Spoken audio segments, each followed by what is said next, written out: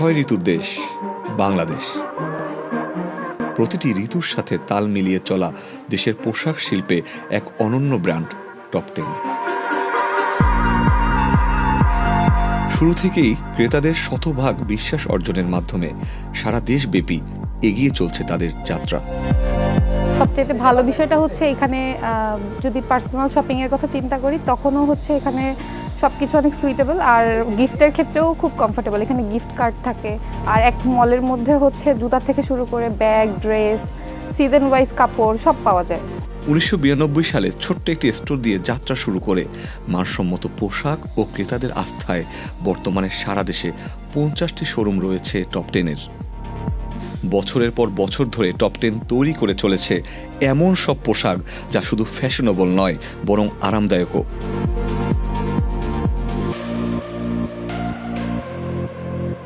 ছয় ঋতুর এক ঋতু শীতকালকে সামনে রেখে টপ10-এর নতুন কালেকশন নিয়ে আসে উষ্ণতা, স্টাইল এবং ব্যক্তিত্বের নিখুঁত সংমিশ্রণ।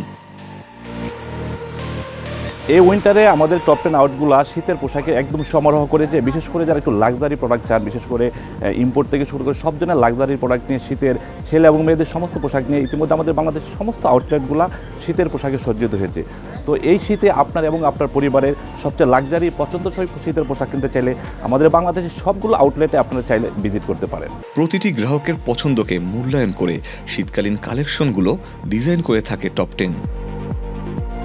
নতুন ট্রেন্ড, উষ্ণ কাপড় এবং ফ্যাশনের সঙ্গে ক্রেতার স্বাচ্ছন্দ্যকে মিলিয়ে তৈরি হয়েছে এই কালেকশনগুলো। আমি দীর্ঘ 3-3.5 বছর হবে টপ10-এ যাওয়া আসা করি। প্রোডাক্টগুলো অনেক ভালো, কোয়ালিটি গুড। বিশেষ করে কাপড়ের ফেব্রিক্সগুলো আমাদের ভালো, আর ফিটিংগুলো ভালো আসে।